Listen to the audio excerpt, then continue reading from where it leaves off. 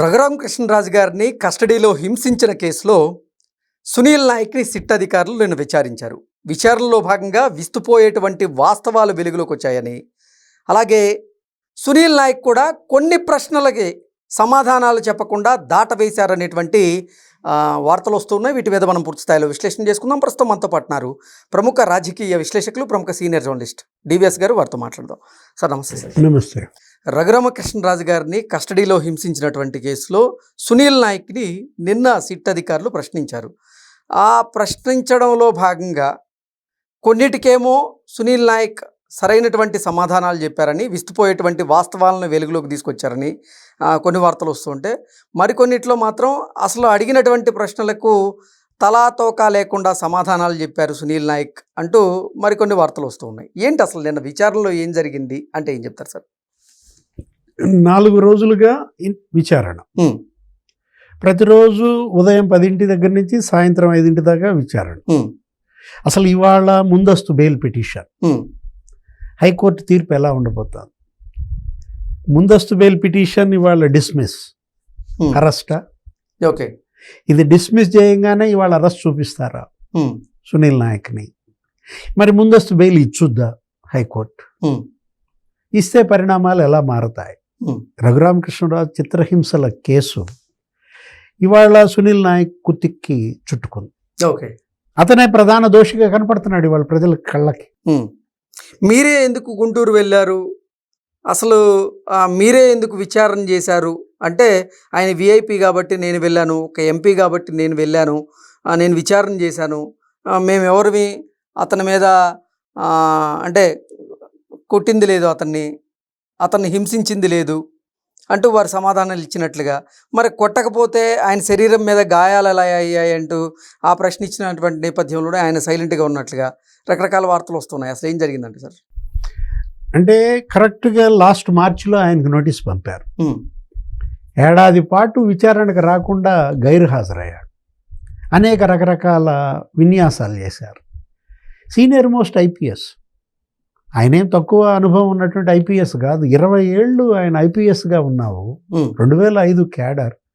మనం తీసుకున్నట్లయితే ఒక ఎంపీని కస్టడీలో పెట్టినప్పుడు సీసీ కెమెరాలు ఉండాల్సిన బాధ్యత లేదా? అడిగిన ప్రశ్న అదే. ఇప్పుడు మినిమం ఏది, ఎంపీని మీరు కస్టోడియల్ టార్చర్ పెడుతున్నప్పుడు సీసీ కెమెరాలు ఎందుకు పెట్టలేదు? లేదు, మీరు అన్నదే. ఏది, పక్క గదిలో మీరున్నానన్నారు. ఆయన అరుపులు మీకు వినపడలేదా?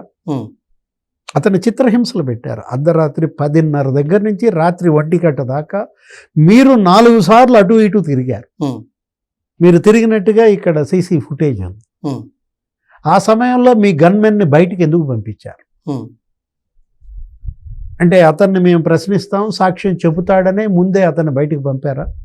ఓకే, సెంట్రీ ఇచ్చాడు వాంగ్మూలం. ఆ సిఐడి కార్యాలయం, ఆ కస్టోడియల్ ఆ రూమ్, ఆ సెంట్రీ 4 కానిస్టేబుల్ వాంగ్మూలం ఇచ్చారు. విజయపాల్ చెప్పాడు, గతంలో జైలుకి వెళ్ళినటువంటి విజయపాల్ ఇచ్చిన వాంగ్మూలం. ఇవన్నీ అతని దగ్గర పెట్టి అడిగారు సునీల్ నాయక్ని. నీళ్లు నమిలాడని. అంటే ఒక డిఐజీ స్థాయి అధికారి అయి ఉండి మీరు అసలు ఎలా మీరు అరెస్ట్ చేస్తారు? అసలు ఒక ఖైదీ కస్టడీలో ఉంటే డిఐజీ స్థాయి అధికారి అక్కడికి వస్తాడా? ఆయన ఒక ఖైదీ, ఆయన కస్టడీలో ఉన్నాడు.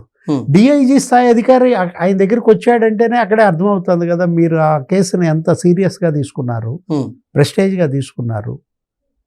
ఇప్పుడు అసలు ఇంతవరకు Sunil Nayak phone hand over చేసుకున్నారా? ఓకే, ఆ ఫోన్లో ఏముంది?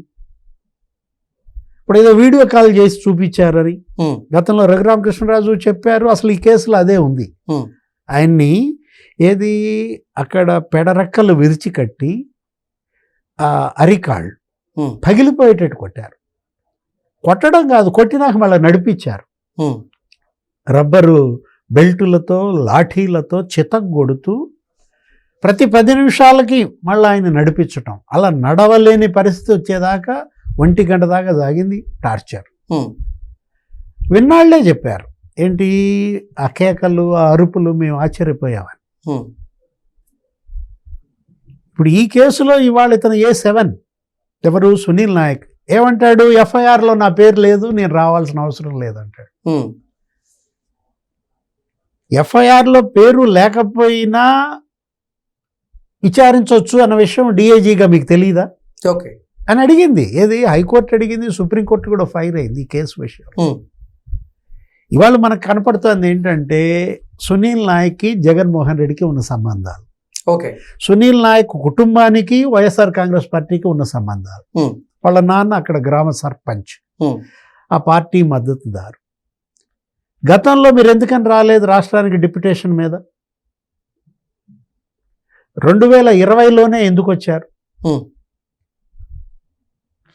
అంటే అంతకుముందు సీఎంలుగా పనిచేసిన వాళ్ళు అప్పుడు కూడా ఈ రాష్ట్రానికి డిప్యుటేషన్ మీద వస్తే ఏదో రాష్ట్రం మీద ప్రేమతో ఇక్కడ సర్వీస్ చేయడానికి వచ్చారు.